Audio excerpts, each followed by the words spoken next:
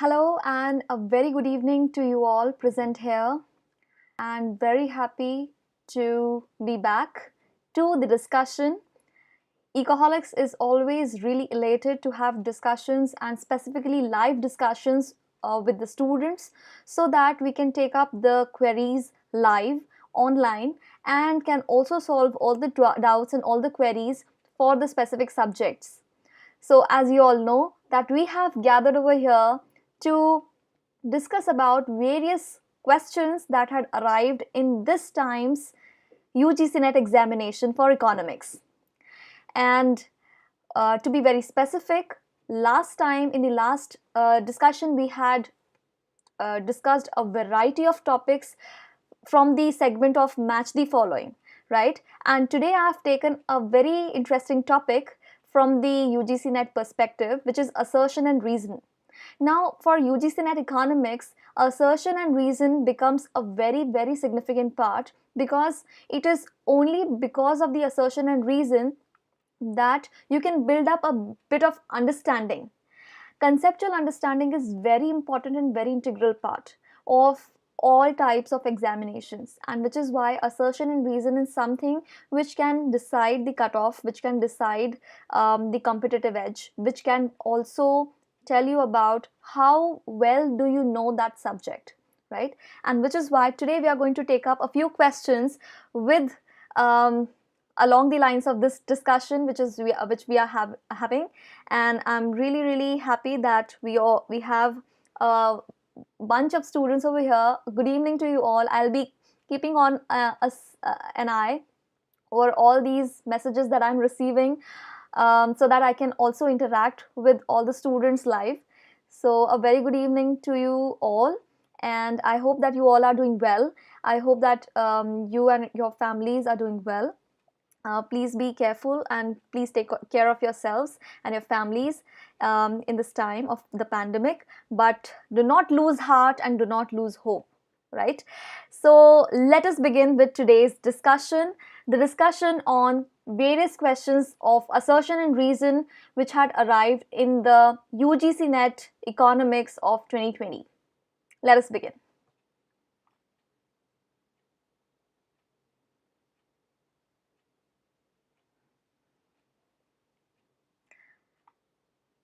Okay, so let me focus a bit. I hope I'm audible to you all, and I hope the screen is visible to you all. And now let us begin with this discussion. So, okay, before we begin with the assertion and reason part, just to give you a basic sense of what assertion and reason means. Now, many a times students try to solve this type of a question with their already existing knowledge and with, of course, the information that is provided on the assertion and reason statements.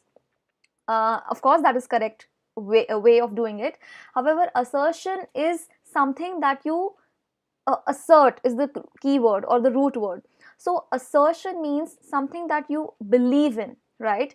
And when that assertion is given, that assertion has to be or can be or cannot be correct, will be totally dependent upon the knowledge and the concept clarity that you have.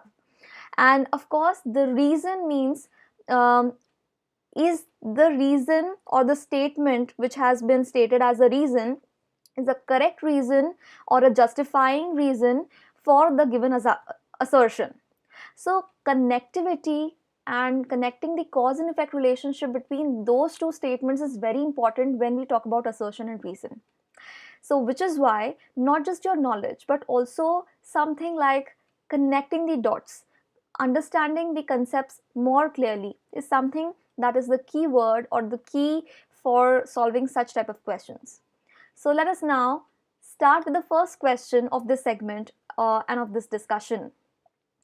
The very first, okay, let me just take the help of a pen. Okay.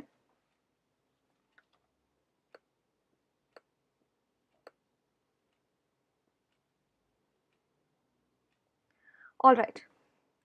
So statement one is Now, this is not an assertion reason. Over here, we have been given two statements, and we have to choose the most appropriate of these two statements. Okay, whatever the answer is, the most appropriate. The very first statement is the endogenous growth theories suggest investment in human capital, innovation, and knowledge leads to economic growth. The second statement is investment in human capital, innovation, and knowledge reduces diminishing returns on investment. So now, something that you should definitely make sure that you are keeping an eye on is the common words that are given. Investment in human capital, innovation, and knowledge. Same, investment in human capital, innovation, and knowledge. Now this leads to economic growth, which means an increment, and this also reduces the diminishing returns on investment. So both of these statements are about how investment in these things or these components or these parameters are going to bring about growth and also reduce the wastages or costs which are incurred in investments. Specifically, now they have only used one term, which is endogenous growth model. If you do not know what endogenous growth model is, of course it would be a hard question for you, right? Now, before you solve this question, let us first discuss about endogenous and exogenous growth theories or growth models. Endogenous, let's first begin with endogenous and exogenous, where they come from. So both of them are the subtopics of macroeconomics, and both of them are related to one or the other growth model. Exogenous growth models are also or have been used a lot by neoclassical theorists in economics, and endogenous growth model actually started to become more familiar after the time period of 1980s, when there were a lot of papers and various models and theories which were built about with the help of these parameters of human capital, innovation, and knowledge. Something that exogenous means is external factors. So obviously endogenous would mean internal factors. So exogenous growth model obviously would be identifying the parameters of growth to be external, something like tax rate. And external does not mean outside of the country. By external, we mean external to that industry. They are not industry specific or business specific. They are external, which means that they are happening all over the country, maybe internationally as well. So tax rate or policy rate, something like technology, has been used a lot as a parameter for exogenous growth models. However, when we talk about endogenous growth model, technology still in endogenous growth model is definitely used, but technology is only limited parameter to that specific industry. Let me give an example for this. When we talk about endogenous growth theory and we talk about technology, let us say that if let us take the technology for the whole country to be changing. Okay, in some sectors the technology can be really good, in some sectors it can be really bad, substandard or highly sophisticated. Let us now take, out of the whole economy, let us take one segment. Let us take this segment to be healthcare. Okay, now technology in healthcare sector, how is going to increase the importance and significance of the healthcare sector? How is it going to increase the growth rate of the healthcare sector? Industry specific or business specific. That is what is the application of endogenous growth theory. Now, and also one of the important points is that endogenous growth theories and growth models are often used and often narrated in the context of the AK model. And AK model is nothing but a model or something like similar to Cobb-Douglas model, but Cobb-Douglas is often used in neoclassical models, which are exogenous models, and you would find that in most of the endogenous growth theories and models, you would have AK model. So AK model is nothing but Y equals to AK, where A is a positive constant, okay, We would not even say that it's a constant, but yeah, we can actually say that it's a positive constant, and it represents moreover the technology, and of course industry specific technology. And K over here actually represents the capital. So both physical as well as human capital is K, and which is why the total output or the growth is dependent upon these two aspects. So which is why the correct answer to this question is what? Now can I have a correct answer to this question? Anyone from the chat box would like to give the answer to this question?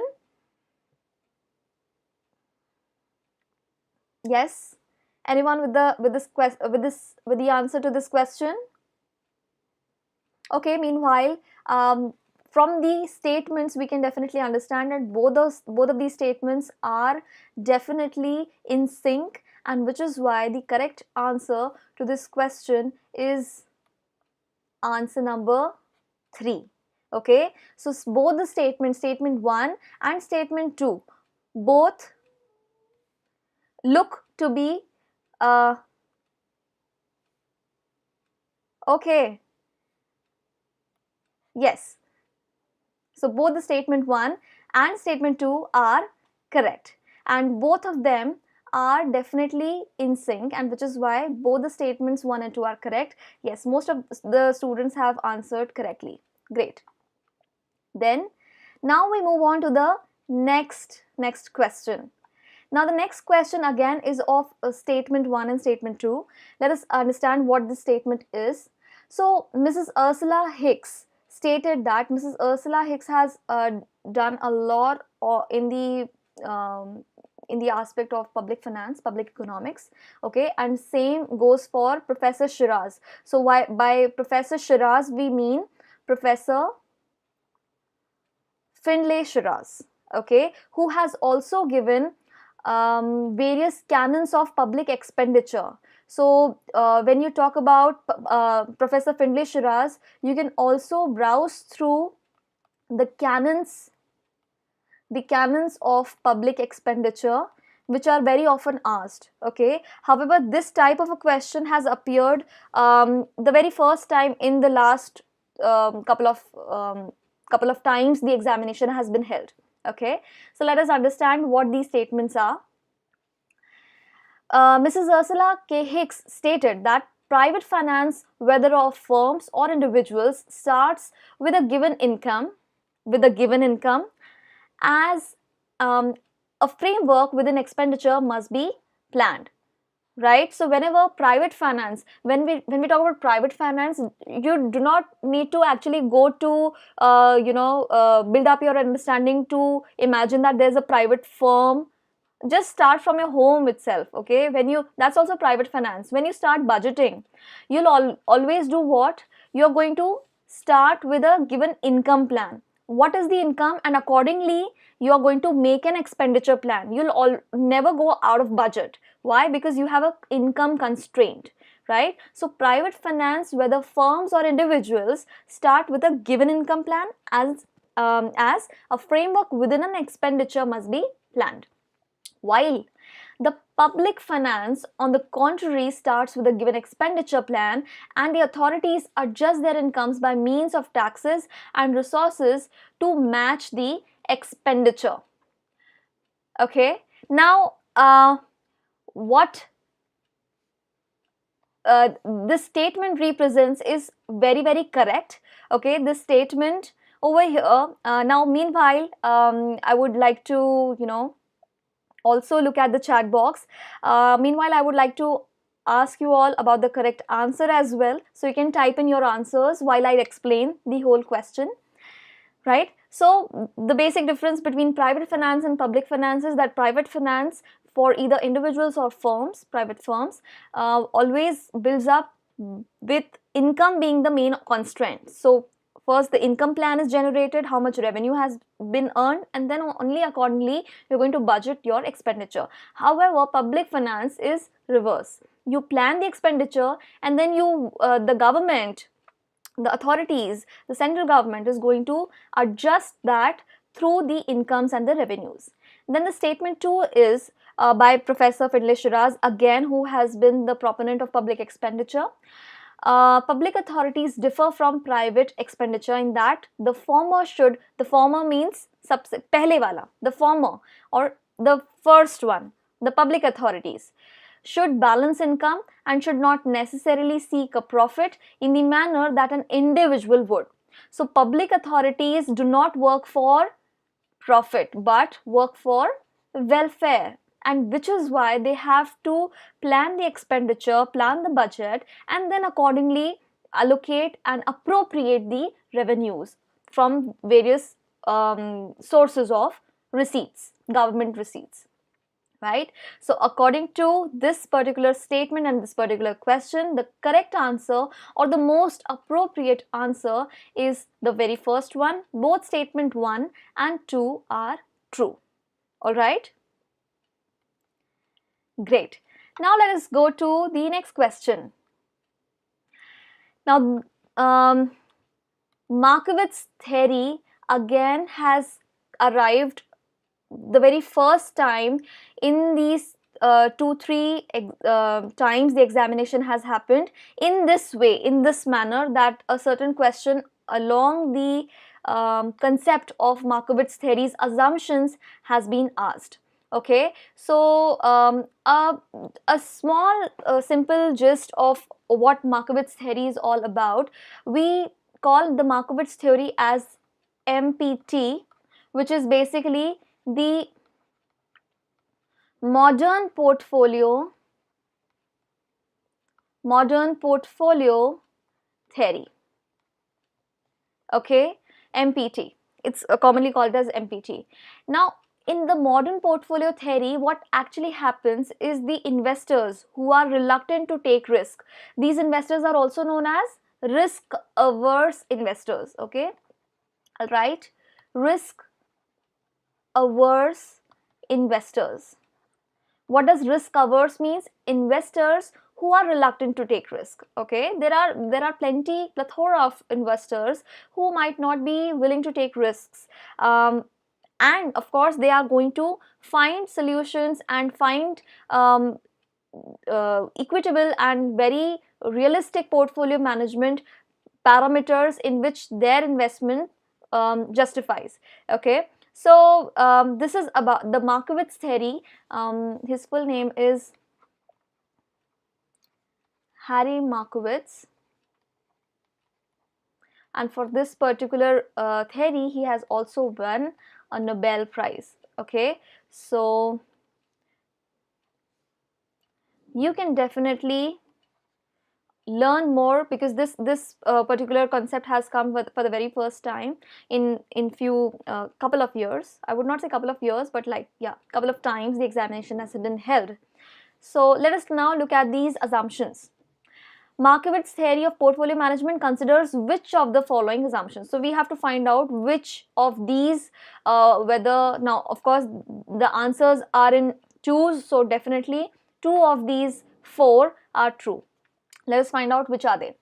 Investors are pessimistic about startups but optimistic about an established business. Okay, let us find out more. Investors have free access to fair and correct information on return and risk.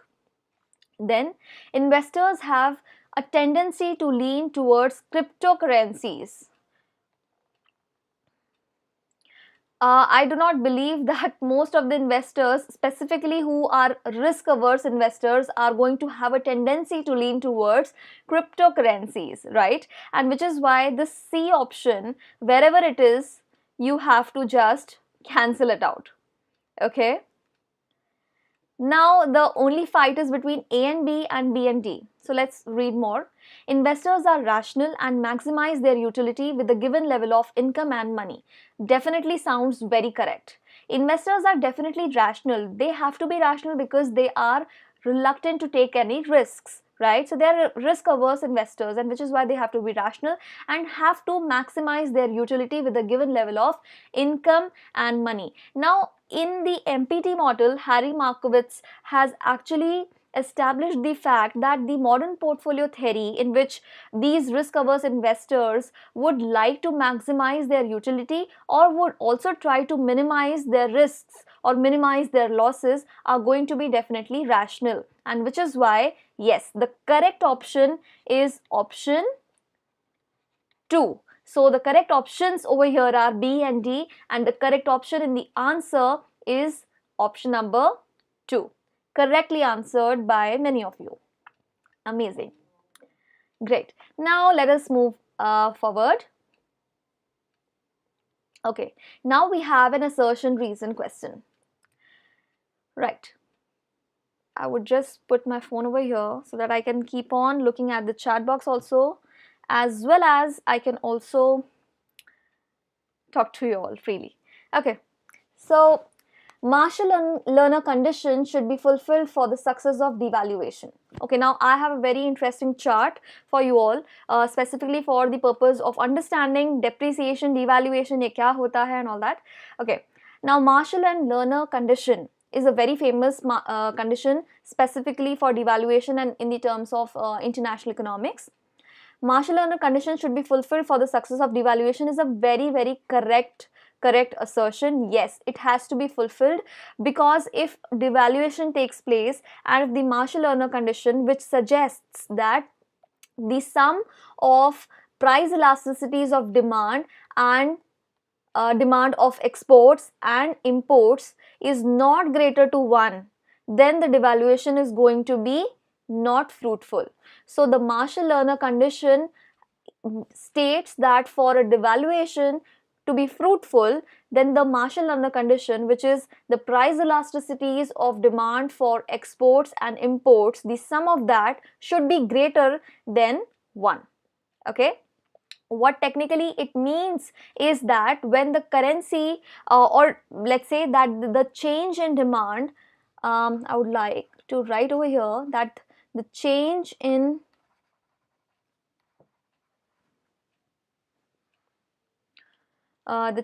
demand for your exports as well as imports should definitely or the change in demand for the export and import needs, should definitely be greater than the change that happens in the value of currency. So that is what the Marshall and Lerner condition means with regards to demand. Okay. Now over here, I would also like you all to reply and tell me about the correct answer out of these. What is the most appropriate? Okay, you can meanwhile tell me, and of course, I'll explain the reason as well. Now the reason, let us look at the reason. Devaluation makes exports costly and imports cheaper, which is totally false. Okay, devaluation does not make exports costly. Actually, it's vice versa. Because of a devaluation in a currency, the valuation, this is devaluation obviously, so which means what? The value of the currency is going to fall.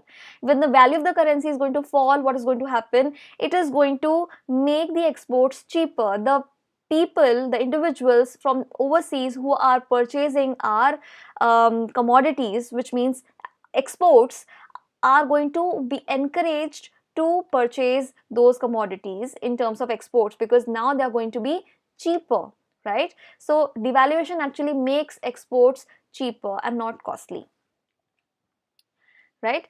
So this is false, of course, and which is why the most appropriate answer to this is A definitely is correct, but R is not correct. So the correct option is option number 3.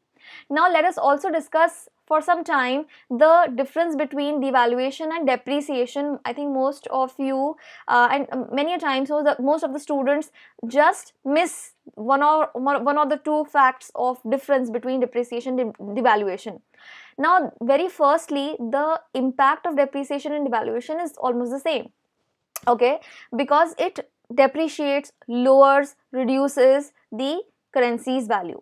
However, one happens automatically and the other is done purposefully. to solve various purposes, specifically to solve the purpose of incrementing in the exports and also balancing the balance of payments. Okay, so let us look at this. Depreciation occurs when the value of domestic currency falls in the international exchange market and happens automatically. Okay, however, devaluation means when the value of domestic currency is deliberately reduced by the government. Okay. Also, an important thing is it results in decrease in the net foreign currency outflow in case of an import surplus country and vice versa, right? So, this of course is a repercussion or result of depreciation of the currency. However, in this one, it leads to excess supply of foreign currency from the international market because the exports have now increased and government needs to stabilize the situation. Okay, so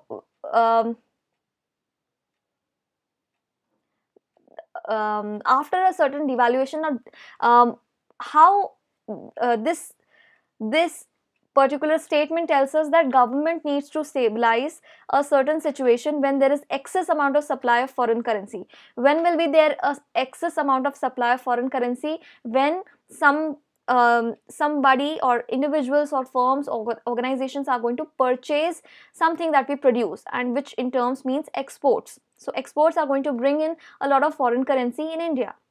Right now, if there is a lot of foreign currency, of course it is also going to destabilize this scenario. So how devaluation should happen, there is a very interesting chart which I think it would be very, very important for you all to by heart and to remember. There are various cases and how that case actually affects the external balance and internal balance. Now let us take the very first case. Okay, let us take this case. Unemployment, there is, let's say, unemployment in the economy. Let's focus on only one scenario over here.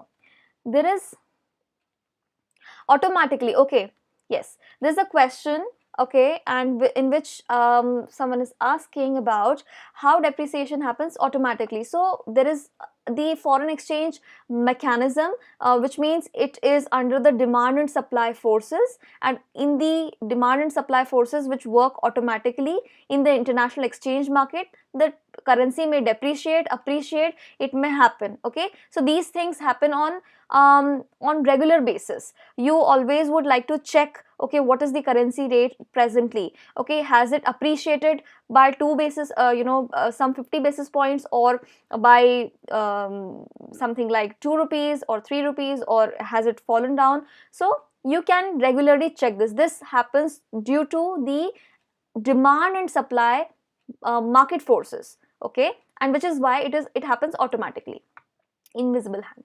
Okay, now yeah, so as we were discussing about these various cases, now we are discussing about this first point.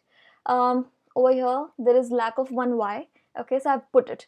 Unemployment, there is, in the economy there is unemployment. Okay, now because there is an unemployment, a certain good policy to maintain or to reduce the amount of unemployment in the economy would be an expansionary policy. But which policy are you going to use? Obviously you're going to use a fiscal policy, a fiscal expansionary policy, which is going to alleviate the unemployment, and of course it is going to create more jobs, create more employment opportunities.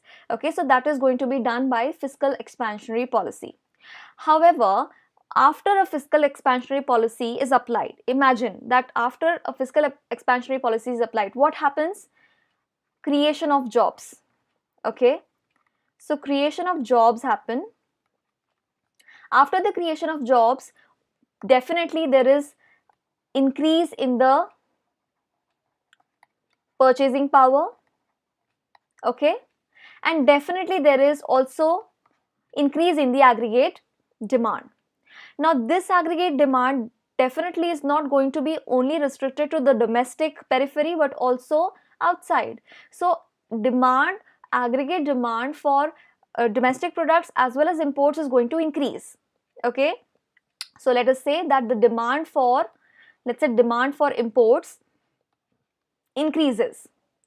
Now the effect on the external balances or the balance of payment is going to worsen.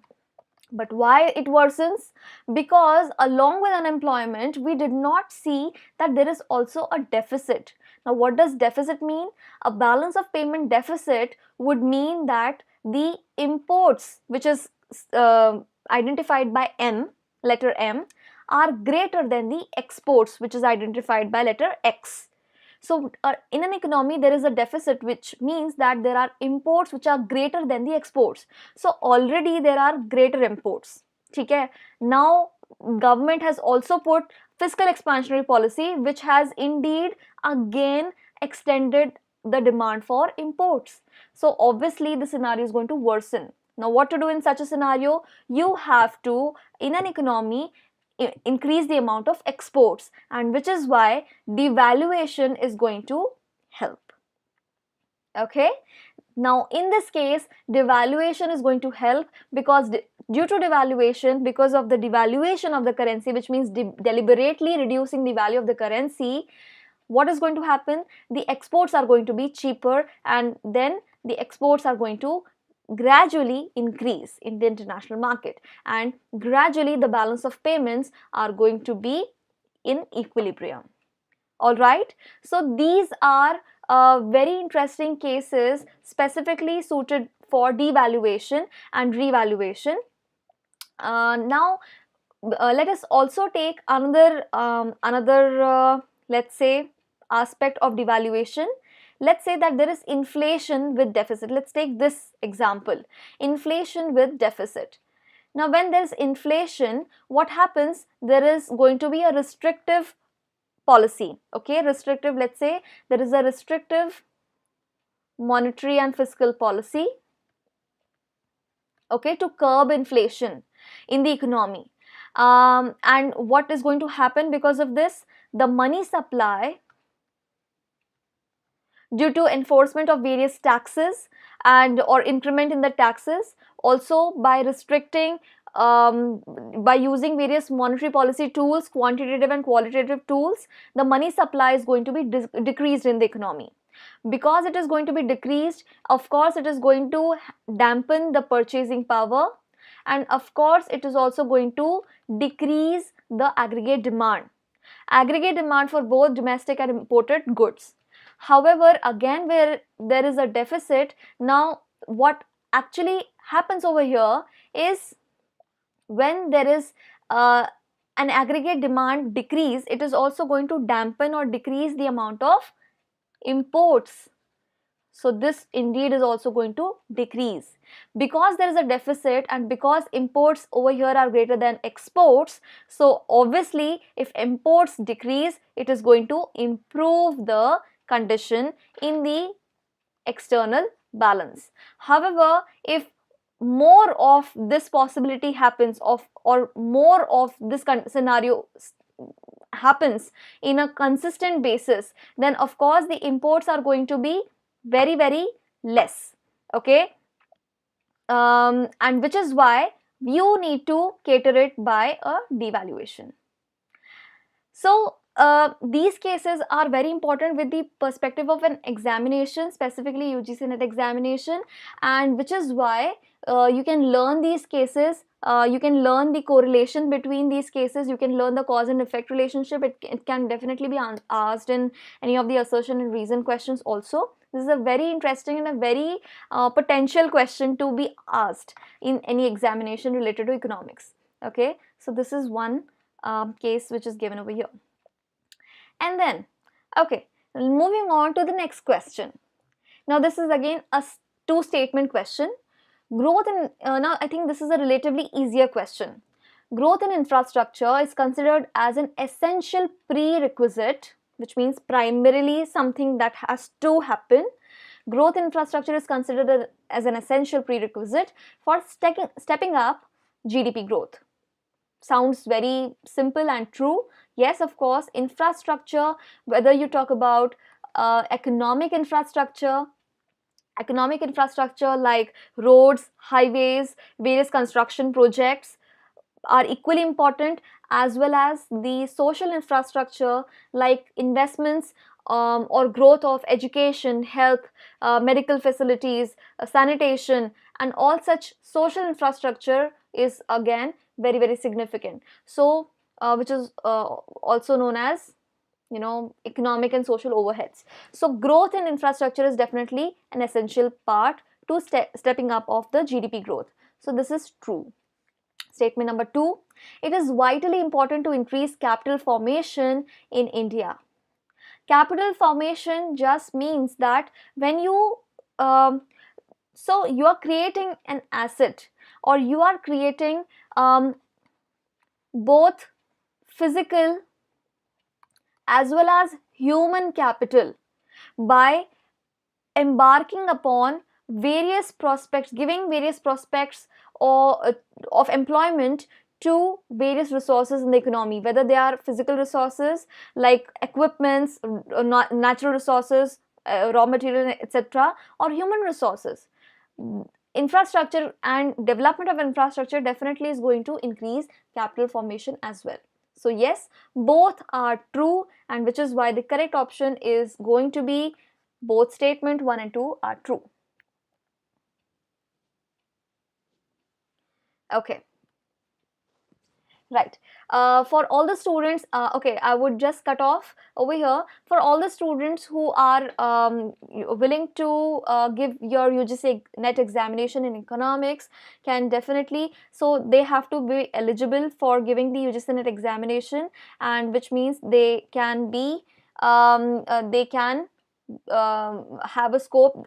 Now even finance and various other streams are opening up, so you can check the eligibility criteria. It is given all the criterias of eligibility to give UGC net examination, and even the newer GATE economics examination are given on our website. You can visit our website ecoholics.in, and where you'll get all the vital information which you want for information purpose. Okay, and yes, the correct answer is 3. Okay, and now this is the grand finale discussion question for us. So let us look at this last question. This is an assertion reason and a very important again aspect in from the international economics. This is also a part of environmental economics. Okay, right? So let us look at this question. Compared to a certain point on the contract curve, a point above the contract curve is more efficient. Okay, so the assertion is incorrect. I'm going to tell you with a certain suitable example why this is incorrect. Okay, this is false. The contract curve represents the locus of points where the marginal rate of substitution between two goods is the same for both individuals. So this is a correct statement, and which is why the correct option for this is 4th. A is not correct, but R is correct. Okay. Now, for your for this discussion point of view, I have also incorporated an Edgeworth box diagram wherein the contract curve actually comes in. So I have incorporated that in this slide. So let me just take you to that slide, and after that we'll discuss about the Edgeworth box diagram as well as the contract curve. Okay, now as over here, okay, I think it would cover some of the space. So I'm going to,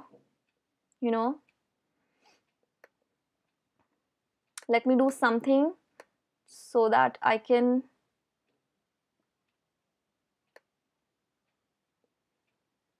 move some of the space over here. Okay, I hope that now it would be clear. Okay. All right. Now, in the Edgeworth box diagram, what technically happens is we are taking two graphs, okay, two graphs for two individuals. So there are two people or two individuals. We have taken over here Raj and Priya. Okay, I have used the most classic colors. Don't get offended. These are colors only to identify two people. Okay, nothing else. Now, there are two graphs, okay, which are drawn initially, and on those two graphs we take two goods. Okay, good X is represented on the X axis and good Y is represented on the Y axis for individual A, which is right now Raj. Okay, and then same goes for individual B, which is Priya. Okay, and when you when the in the Edgeworth box diagram, how this box is created? By inverting the second individual's graph in such a way that it, looks like a box. So the second individual's graph, which is something like this, it is going to invert and it is going to fix onto the first graph of the first individual, something like this. Okay, and on that note is the Edgeworth box diagram. Now over here, what specifically is given is,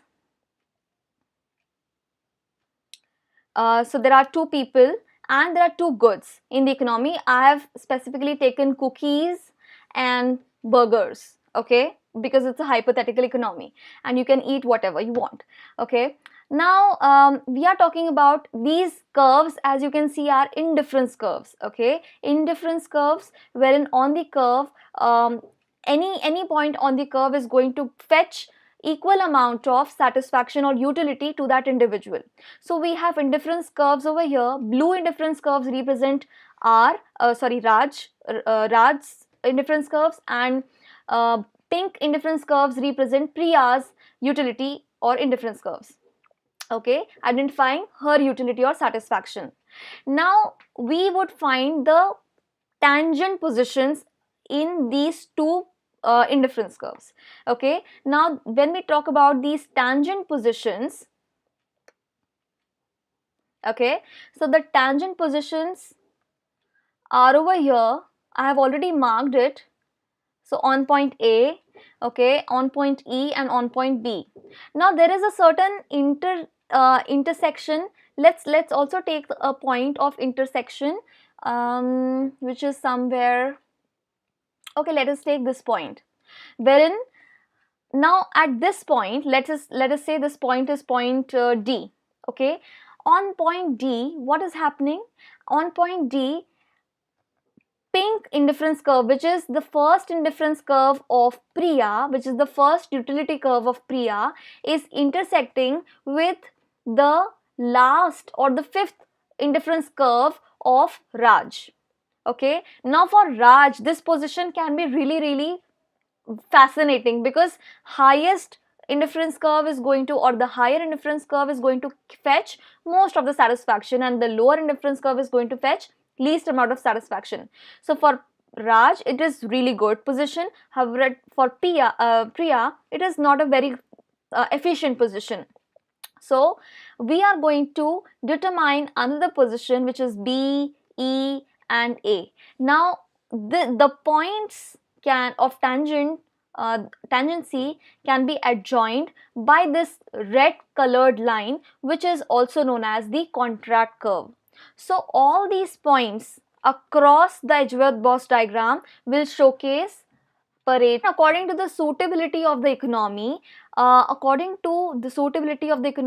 Which position has to be used for consumption, for production or for trade will be decided. So we have right now, according to the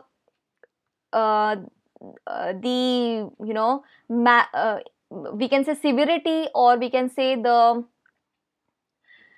because of the positioning of E, which looks at a center, and because it looks like Priya and Raj both can gain by substituting these commodities of X and Y equitably in this pattern of an Edgeworth box diagram. So we have chosen E to be the most efficient position in the Edgeworth box diagram.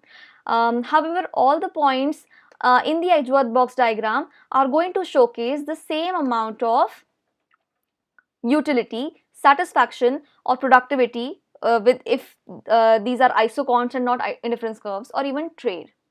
Okay, so Now this topic, okay, there are some new joinees over here. So this topic that we have done was from international economics as well as from welfare economics, or you can also take it from environmental economics. So Edgeworth box diagram is, you can very well take this from either of these topics. From microeconomics, if you want to take, you can take the welfare economics part and you will have the Edgeworth box diagram. If you want to go to trade, and if you want to find out that, then of course you can take the Edgeworth box diagram from the concepts of international economics also. And even in environmental economics, when we talk about Pareto efficiency, even from there you can find out this topic. Okay, so most importantly, do learn this topic, which is very, very, very important. Okay. And yes, because now you know, the contract curve does represent the locus of points where the marginal rate of substitution. Now over here you could see that, as I just scroll down, the marginal rate of substitution, so you can say that MRS XY for Raj will be equal to MRS XY for Priya on all these points on above the contract curve. Okay, on the contract curve. Okay, a point above the contract curve is more efficient. No, all the points in the contract curve represent the appropriate efficiency points for equating the marginal rate of substitution between two goods for two individuals. Okay, so that is what is the concept of yeah, this particular. Okay, so this is where we complete with today's discussion, and in the next weekend, we are going to bring more questions from UGC NET examination for economics, so that you all can actually get a glimpse of these concepts, how they are solved, and from what all segments they have allocated the questions. Last weekend we had done various types of match the following questions, and this time we had put focus more on the assertion and reason and statement questions, which include a lot of concepts. Along with those concepts, we have also tried to and make links into various other similar concepts as well. So learn and stay curious, stay inquisitive. Do visit our website for more information about various courses that we run, and see you all on the next weekend. Thank you so much for this discussion. Thank you very much, and take good care of yourselves. Have a good night.